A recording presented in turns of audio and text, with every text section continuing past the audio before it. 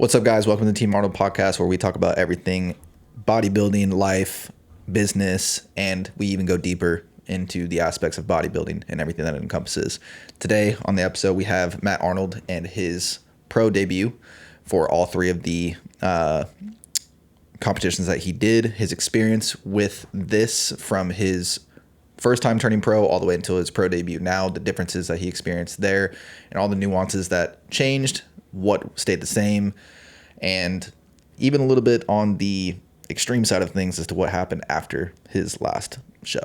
Walk me through, because I don't even know if I know the full scope of it. You told me pretty much everything, but I don't know the full scope of like what you yourself went through mentally, physically, internally, everything. The first prep, like you looked diced, peeled, everything. You looked ready to go probably like a week or two before you even went to the first one. And then explain to me your experience leading up to the show itself. Yeah, so I was definitely ready pretty far ahead my first show, World Classic. I would say I was ready like 3 weeks before I stepped on stage. In terms of my experience and how I felt this prep compared to my previous preps, it was a lot smoother. Yeah. Mentally, yeah. It was actually a pretty easy prep. But unfortunately, the turnaround for my packages, stepping on stage wasn't, it wasn't what I expected. I mean, I shouldn't be expecting anything in the first place, but it is what it is. I got third call outs for all three shows. And, it's pretty much what happened there. But yeah, in terms of my physique, when you run that many shows back to back and you're ready that far ahead, it gets tricky just because you keep depleting. And if you don't get enough refeeds, then your body is just going to deteriorate, start losing muscle. Yeah. Did you do anything differently in terms of what you did for peaks on all three of those peak weeks, or like did you change anything about what you were used to in your norm? Yeah, peaking was very hard for this prep. Yeah, just because I was at my weight cap. So normally when you peak for a show, or previously when I've done my peaks, I've had more than 24 hours to carb load because I've always backloaded. So backload is basically when you keep the carbs low during peak week and you kick them up very heavy, 2 days prior or 1 day prior. Now, the difference with these pro shows that I did was that I had weigh-ins at 5 p.m. the day before I stepped on stage. I remember that. Yes. So I had to basically, me and my coach, we had to cut a little bit of water, just enough water and just enough food to float my weight right at my weight cap, right, because I was already at my weight cap, right, 217 pounds. So as soon as weigh-ins were done, that's when we started the carb load, and 24 hours wasn't really enough time for me to fill out. Yeah. Because prejudging was at 5 p.m. the next day. Which is insane. Yeah, and that was two of the shows. Right. That's a 24-hour window. Typically, prejudging for most shows that you guys will experience is like, anywhere between 9 a.m. to like 11 sort of thing. It's like in the morning. Yeah, and for men's physique, I mean, at the NPC level, there is no weight cap, so you don't have to worry about that. Yeah. So it was definitely kind of tricky. And it's kind of, after my third show, I kind of was in limbo with my direction in terms of competing, staying in men's physique, or making the transition to classic just because of my weight cap. Because if I could do another growth phase for a year, I'm going to be way too fucking big. Yeah. Well, didn't they hided you at 6'1" for this, didn't they? Yeah, so in the pro league, what they do now is they take the average of your first three shows. Okay. So they hided me for my first show above 6 foot. Yeah. So that put me at 224.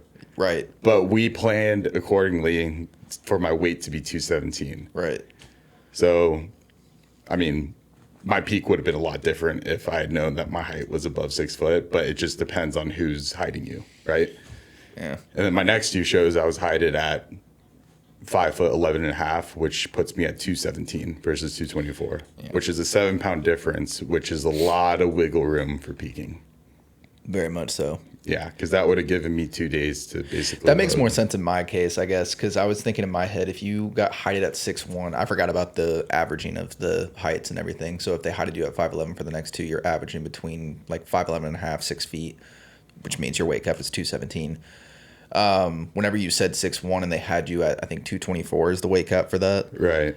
That gave you so much more wiggle room. At that point, let's say they continued to height you at 6'1" and you had the weight cap at 224. Would you stay men's physique or would you still contemplate going classic? I'd probably stay in men's physique. At that point? Yeah. Because you have, what, 7 pounds to play with? 7 pounds to play with. And, like, you know, because majority of my height was at the 217 weight cap, I can't fucking train legs if I stay in men's physique. And that's just me being completely honest, because that's where a lot of muscle tissue is going to be grown. Yeah. And I just need bigger. All the judges, I got different feedback every time. More upper chest, deeper abs, more back thickness, more lats. It was all due to posing and just my peak in general. But yeah, the last show was, you know, I got the judges' feedback from Tyler Manning. He's the one who turned me pro, and he legitimately just told me I just need deeper abs. He's like, word for word, he said, we were this close to bumping you up. We just need deeper abs. And I was like, okay, it was just a conditioning issue. But then again, you know, it was the same thing as World Classic. You know, we had weigh-ins at 5 p.m. and then pre-judging was at 5 p.m. the next day. That's 24 hours.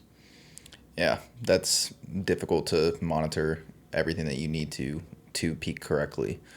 You talked about what is it that you took as a diuretic, I guess, to like thin you out and like lean you out even more, but you were already ready. I think you took a Diazyde. Yeah, I took Diazyde. I've always taken a Diazyde for all my shows, even when I turned pro. So then what do you think happened differently with you taking it these shows that caused a difference? Well, the Diazyde definitely flattened me out for World Classic. The Diazyde, Republic of Texas is just a shit show, dude. I can't even fucking explain what happened there. It was just very, very chaotic. But Columbia, I took an 8th Diazyde, and that actually was a pretty good package. That was my best package out of all three, for sure, yeah. But it's still, that was just very tricky, you know, having pre-judging at 5 p.m., the carb load. Did I need a Diazyde for World Classic? No. And, you know, I was actually looking at pictures the other day, last night, because I was thinking about it. And I was like, I could have literally just hopped on stage the way I looked like 2 weeks out and not changed. Maybe just cut a liter of water. But then again, like I said, it gets tricky because of the weight cap and everything. But the Diazyde definitely did pull water out intracellular and extracellular. So it did flatten me out.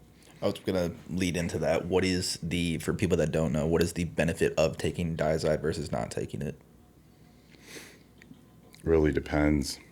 I mean, if you're holding on to a lot of water, extracellular, I could see the benefit of using a Diazyde. But I have never really seen, from my personal experience and all the shows I've done 7 shows, and every single show I've taken a Diazyde. Every single time I have become flat. Every single time. And if you're ready during peak week, which I've always been ready, there's no need to fucking put or change anything. Right. From my point of view.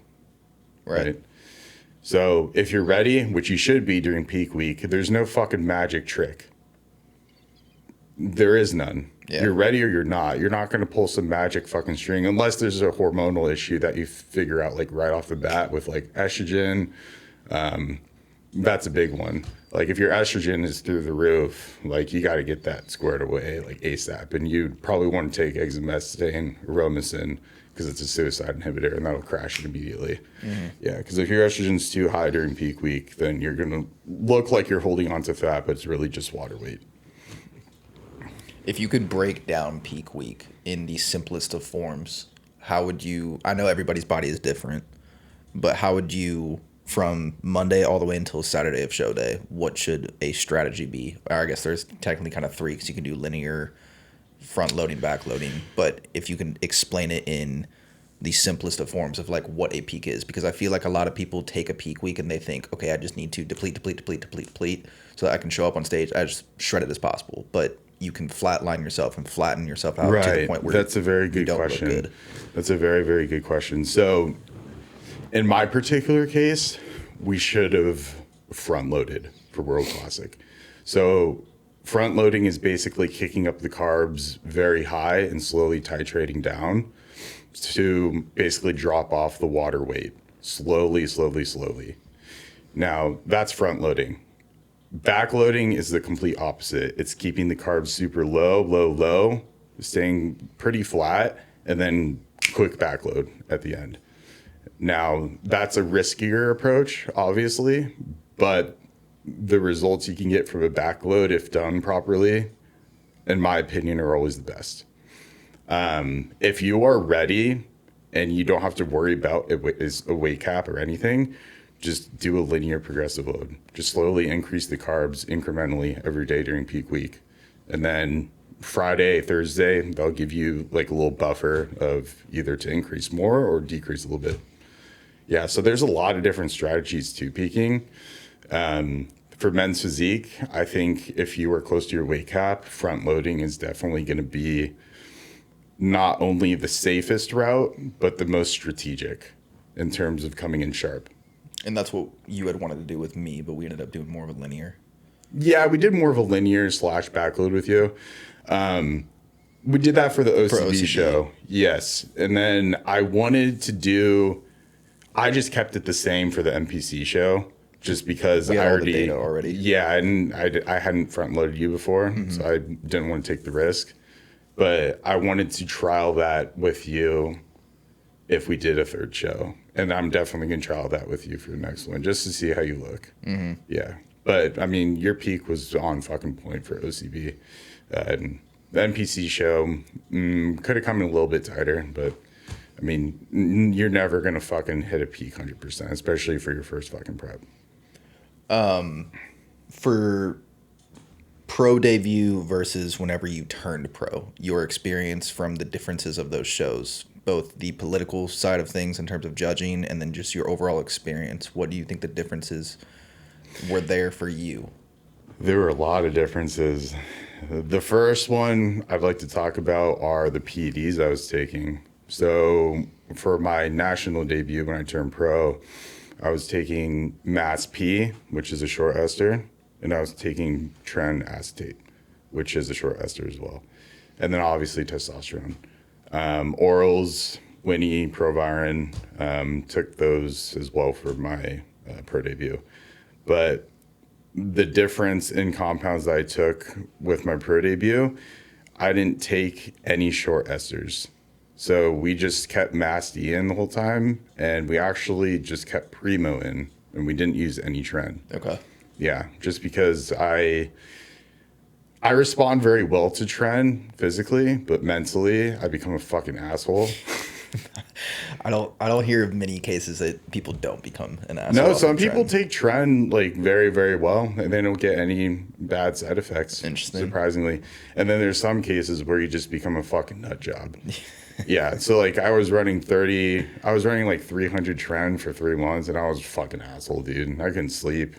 I was on edge all the time. But this was also incongruent to my environment at the time, like what we talked about in the first podcast. So that's why I say, like, yeah, my package was fucking crazy when I turned pro, just because of so many variables. My peak was perfect. I was locked the fuck in because I didn't know anyone. So all I really had to do was just worry about training and running my business. Right. And then, my pro debut got a little bit trickier just because these were new compounds to me. The weight cap, having to deal with that for the peak, it made things a lot more complicated. So definitely if we were to redo my peak, I would have front loaded, but me and my coach at the time, we didn't trial it. So we just did a backload. Yeah. How was your, so in my experience, because I was watching I didn't end up watching the Columbia live because I couldn't find the live link for it, but I watched both the Republic and whenever you were in Tennessee for those, I watched both of those live.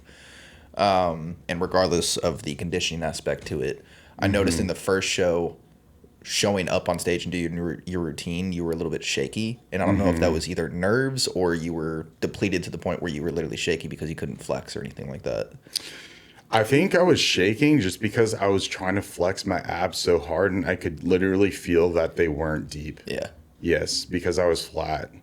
I didn't know if it was you were shaky because you were nervous, which then was going to lead me into a question of like... I wasn't nervous. Because how long has it been since whenever you turned pro versus whenever you did your pro debut? How long of a 2023, so about a year and a half. Yeah. Because I didn't know if it was nerves because it's like, okay, so a year and a half. I was definitely a little bit nervous, but I was shaky and stiff, I think, because I just didn't feel confident. Right. Yes, I didn't feel confident with my physique. And I think I was overcompensating with the stiffness and shakiness just because I knew when I was flexing, like you can feel your abs when they're deep on stage. You know, you can feel everything kind of flow with your body. And I tried so hard to flex that it just made me like shake really fucking hard. Yeah. And yeah, my abs just kind of washed out. Yeah, because even progressively throughout all three shows, you got better and better and better in terms of like the posing and the routine and everything. But the conditioning side of things, I don't know if you ever felt your abs in any of the shows. No, not really. How you were supposed to. No. Yeah, and it was also like I tried to, you know, with my posing too, I tried to make it a little bit too complicated, a little bit too flashy, just because I was looking at all the other pros and their routines, all the guys who were like getting top 3, and they had like this very flowy, flashy routine. And then by the time Columbia came, I was like, you know what, fuck it. I'm just going to keep it super fucking simple. And I did. And that was definitely the smoothest routine. Probably felt the most comfortable. Yeah. Oh, 100%. Do you think, because that's actually a good question. Because if you look at the video, like I wasn't shaky at all. No, I felt very comfortable and I was very relaxed. Do you think that actually has a factor in overall judge's decision, having like a showy, flashy posing routine versus just keeping it as simple as possible, showing your best package, showing all the areas of which that you have your best features, and then walking the fuck off stage? I mean, at the pro level, if you can have a flashy routine while showing your strengths very well and being very good at masking your weak points in a very, very good way, then it could definitely benefit you. Yeah. But if you're not good with the flashy shit, just keep it simple. Right. Yeah. And a lot of these guys too, keep in mind, they're experienced pros. Like they've been doing this for a while. The judges know them. So that also plays a part.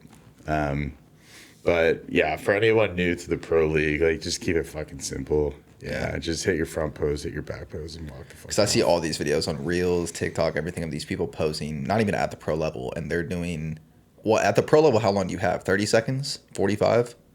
Yeah, you have 30 minutes, or not 30 minutes, 30 seconds. Yeah, because normal NPC, you just have 15. Yeah. 15 to 20. Like, they'll keep you on a little bit. Like, actually, you have a full minute. Yeah, so you have plenty of time. So I see all these people on Reels and TikToks and stuff. They'll do the most... And that's actually a good point. Stuff. That's why in my head I felt like I had to do more on stage, especially with my routine, just because I had so much more time. So it was like, fuck, might as well hit different poses and everything. Yeah, I might as well just like fuck around, have fun with it, and it was cool. Like I have some cool stage shots of me like doing this pose. Yeah, that was a good one. But yeah. And then, yeah. I think you worked a little bit with Josh in some of your posing. Yeah. Did he change anything, or did he try to like tweak some things to make it look visually more aesthetic? Nah, he just helped with my full routine, and he was really good at highlighting, you know, what kind of poses I need to do, very minor adjustments with my back pose, what I had to do. And yeah, he just helped overall with the flow of things, the angles, just because it does become very meticulous with men's physique posing. And a lot of people think it's like, oh, it's just one front shot, one back shot. But yeah, it's one front shot and back shot, and those are the only fucking shots you have. So you better fucking nail those 2 shots, because if you don't, then there's no point. Yes. Whereas, Classic Physique, yeah, the poses are a lot harder, but you have a lot more of them, right? Yeah, men's physique, you got fucking your front shot, your back shot, and you're done. So you got 2 shots, nail it, and if you don't, shit out of luck. But they are respectfully just as difficult to nail. It's different. Countless amount of times I've seen classic people, and I'll be doing my posing, and they try to just for fun hit men's physique poses, and they are classics, bubbly as ever, and they can't hit the. It's because men's physique posing, it's very, very static flexing. Mm-hmm. Classic poses, you're actually it's more explosive, mm-hmm. right? And you're actually flexing your muscles. Men's physique, you're not flexing fucking shit. Yeah. All you're doing is tightening your abs hard as fuck, twisting at the right angle and flaring your lats simultaneously while trying not to flex anything else in your body besides your abs. Which is a concept that I think a lot of people don't understand, because I think whenever they see posing that they think they have to flex. Yeah, and I'd like to see Classic Physique competitors do a fucking men's physique pose, flex their abs without fucking flexing any other muscle group of their body. Exactly. While twisting at the right angle and showcasing their strong points and masking their weak points. So it's, to each is their own, but they're both difficult in their own ways. So I hate when people say, oh yeah, men's physique posing is so fucking easy. Okay, well, maybe it is for you, but for some people it's a little bit harder. Yeah. All the more reason why I go back to the whole flashy and showiness of routines. I feel as though that if you are trying to just do a flashy and showy routine because you want to get posing credit on that aspect and show the judges that you can do all these things in terms of a posing routine, cool. But if it's messing with your package and you're flexing other muscles that you probably shouldn't be, abs start to loosen up a little bit, you're not tightening them as well, why even try to do flashy stuff? Why not just keep it as simplistic as possible? Front shot, transition, back shot, back to the front shot, and then walk off stage. Mm-hmm. Keep it as simple as possible. And just keep it simple. Yeah. If you have, unless you're very comfortable with your whole flow and you have enough time at the pro level to, hit different angles, showcase different strong points, etc. Which requires a lot of practice in posing. You have to do just as long of a posing session as you would training. Yeah, honestly. And these are all very static poses. Literally. So you have to hold them. Yeah, you're literally holding your core tight as fuck the whole time on stage, and that's it. While making yourself look wide without trying to contract your chest, literally anything. Yeah. Yeah, it's very interesting. So I'm interested on the protocols side of things, from the differences between when you turn pro and your prep experience before turning pro versus whenever you were doing your pro debut. Was there any differences in your protocols of check-ins, food, cardio, ab workouts that you had to do to make them blockier? Was there any differences at all, or did you just kind of amplify it? No, my baseline diet was a lot higher because I put on a lot of muscle in a year and a half from when I turned pro to my pro debut. So my baseline diet, I was eating a good amount of food, but cardio, interestingly, was higher. Yeah, I was doing 40 minutes. I didn't need to do 40 minutes of cardio. And in terms of check-ins, every coach has a different protocol, but the way we operated was, when you run a trial, you need to basically see how you look fasted, how you look with a few meals in your system, and how you look 30 minutes to an hour before your last meal with your weight. So then that way you could see the drop off in weight the next day with the adjustments made to water, if there was any salt manipulation, or particularly, especially the increase in carbs, right? So if you are doing a trial as a backload and, say for example, I increase your carbs by 100 grams, and before increasing your carbs 100 grams, I saw your weight at 176 before meal 6, 30 minutes, same time, same amount of water. And then the next day, with the extra 100 grams of carbs, your weight was the fucking same. That's a good thing. Right. You're responsive. You're insulin sensitive. So what am I going to do? I'm going to bump up carbs even more the next day. But if you fucking blew up like a water balloon 30 minutes before meal 6 after refeeding only 100 grams of carbs. Spill point. Yeah, or you're probably just not flat enough, ready enough to be insulin sensitive for those carbs to hit. Mm-hmm. A lot of different tweaks and everything. Did this experience at the pro debut and you getting third callouts in all 3 of the shows, was it demoralizing in some aspect, or did you kind of take that feedback and run with it as, okay, I know what immediately I fucked up on, I know immediately what I need to work on, and I'm going to hit the ground running now? Or are you completely done with that aspect in the pro? Yeah, every show, it's interesting. When they didn't call me out for first or second, I was like, fuck.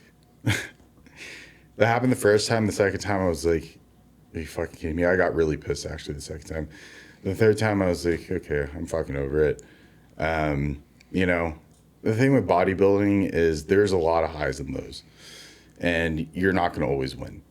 And this was my first experience not winning, not doing nearly as well as I thought or expected to do. Was it demoralizing? Yes. Am I over it now? Yeah. And that's what's going to separate, competitors sticking through and being great versus competitors giving up and just being like, this isn't for me. Mm-hmm. I know I have potential. I know what went wrong and what needs to be fixed.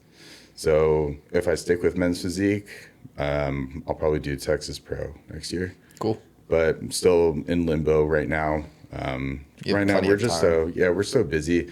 And also I'd like to touch base on kind of what happened during Colombia. Yeah, I was going to ask afterwards what happened. Like, there was a shit show of everything that happened. Yeah. So this is something that I've kind of kept to myself. I've not really talked about it. I haven't talked about it at all on the internet, actually. And a lot of people have probably been wondering what the fuck happened. But I actually had a seizure at Miami International Airport. So what happened was basically I stayed an extra few nights just because, like, after my show, after stepping on stage in Colombia, I stayed an extra few nights. I was like, nah, I can't fucking stay here. I want to go home. Like, the hotel I was at was sketchy as fuck. The window was cracked. I was scared, honestly. I was a walking fucking target for these Colombians. I swear to God, with my spray tan, like my flashy ass gas clothes, walking around, I did not feel safe. So I was like, all right, I'm booking a flight home. So I changed my flight. I basically leave my hotel at 12 a.m. and my flight to Miami is at 7 a.m. So I basically went to the Colombia airport, by the way, which is sketchy as fuck. And I did not sleep. I was holding on to all my luggage for the fucking life of me because there were people just walking back and forth waiting for people to fall asleep so they could just snag their shit. And everyone was doing the same thing. They were literally bear hugging their luggage. So I was fucking tired, obviously. And, after competing. Well, that alone is stress enough. Yeah, I was already stressed out. Obviously I had a lot of clients waiting for me to get back to. I had a lot of clients on prep. Anyways, so I boarded my flight, maybe took like an hour nap, landed into Miami, and that was my connecting flight to Dallas, right? So I got there, and basically when I arrived, they held all my luggage just because it had to go through, what's it called? When you fly internationally, they have to like do a lot of immigration stuff, customs, yes. And TSA was giving me a hard ass fucking time.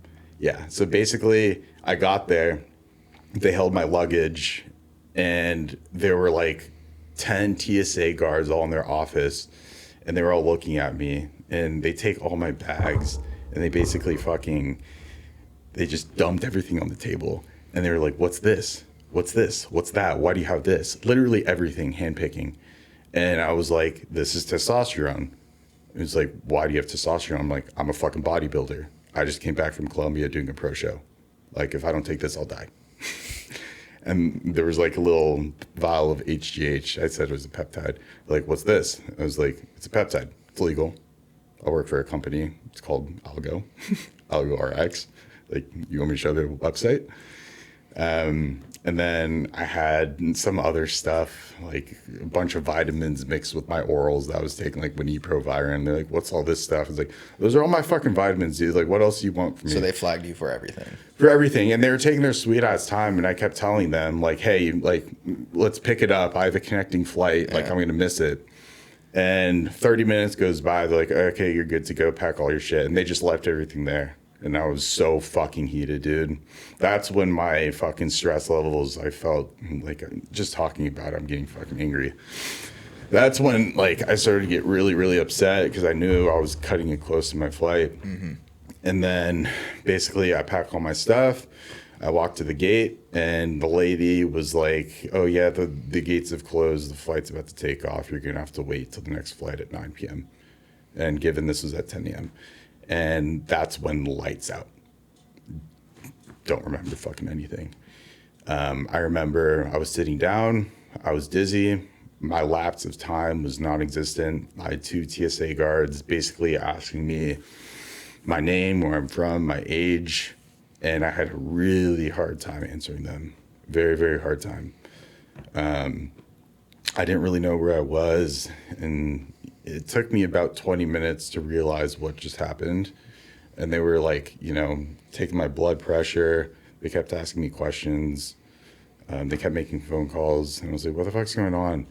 And like, basically, we had a girl witness you what appeared to have been a seizure. She said that you fell and your eyes rolled in the back of your head.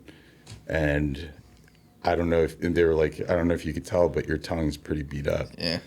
Yeah, it was this close to splitting completely in half. And I have a scar right now. It healed pretty quick. Your tongue is actually the fastest healing muscle. We'll show a picture on the screen of Matt's tongue. It was gnarly. Yeah, so basically an ambulance came, and that's when it hit me. And I was taken to the hospital. Yeah, I was taken to the hospital. I was stayed there overnight. They did an MRI, EKG, blood work, a lot of tests. Everything was normal. Yeah, it was a fucking freak accident. I don't know what the fuck happened. It was a combination of, I don't even think it was water, really. I don't think it had any, I think it was just mainly fucking stress and lack of sleep. Because if you think about it, like, I had the seizure at an all-time high of my stress. Right. Like, missing that flight, dude, as soon as I heard that, after what happened with TSA, after not sleeping for nearly 24 hours, my body just shut down. I was about to say it just completely shut down. It just shut down. Yeah. And I have a $20,000 medical bill. I was going to say, because the hospital, they kept you without you were, I think you were telling me. I was screaming at them. I was like, get me the fuck out of here. Like, I want to go home. Like, you need to stay here. I was like, all right. And they're feeding me fucking applesauce and all this shit. Like, yeah, I was so fucking over it. And I actually keep getting bills to this day from Jackson West in my fucking mail. It's been over 2 months. I'm just getting another bill. I haven't fucking opened any of them because I'm not paying that shit. Like, they held me against my own will. Basically, pursue legal action if you want to in terms of the consent side of things. Nah, that's something I'll worry about later. But that was actually, that was the end there. I was like, I'm done. Well, and then what happened afterwards? Because whenever you got back home, because of your tongue, you were on not a liquid-based diet, but you were on like a soft, you couldn't have anything normal. No, like it was really hard week. to eat. Yeah, it was really, really hard to eat. I just had to basically drink smoothies, applesauce. Oats were okay, but it was a lot of smoothies, protein shakes. Yeah, I didn't really eat much. Did you lose a shit ton of weight? I didn't weigh myself. I actually didn't weigh myself for 8 weeks after I got home because I didn't give a fuck. I weighed myself 3 days ago and I was 228 pounds. Ebbs and flows. Yeah. I've just been chilling. I've been more focused with my athletes, obviously, business, clients. I didn't give a fuck about my weight. That was the last thing on my mind. Yeah. So basically, given my whole pro debut, the outcome, the whole experience, I'm not going to give up, but I think it was a wake up call. It was definitely a signal to hone in on life, business, my clients, and really just give myself some grace, some time to think about what I want to do with bodybuilding and if I want to make this transition into classic or stick with men's physique. Yeah, so I'm kind of in limbo right now, but my main focus right now is finding more balance. You know, Karina and I were taking a trip to Colorado in a couple of weeks. This will be my fucking first vacation in years, like 3 years. And yeah, that's the plan for now. But, you know, what kills you makes you stronger. And that's just how bodybuilding is. Like I said before, there's a lot of highs, a lot of lows, and you just got to be able to handle these highs and lows with bodybuilding that come with it. The pressure, especially on social media. And the deeper you go into the sport, the pressure just keeps stacking. So this was just my first pro run, you know. Not the outcome I expected, but there's a reason for everything. So moving forward, there's going to be some change, and I'll know when the time is ready to get back to it. Yeah, cool. If you guys want to keep watching these podcasts and share any comments that you guys have in the comments below, or if you guys have any ideas as to what you guys want us to talk about, please shoot anything and everything. We'd love to talk about them. I think to end on his note right there, we like to have this be an outlet to talk about anything outside of bodying, within bodybuilding, everything, and even go deeper within bodybuilding. So continue watching, subscribe. See us in the next episode. Peace out, Girl Scout.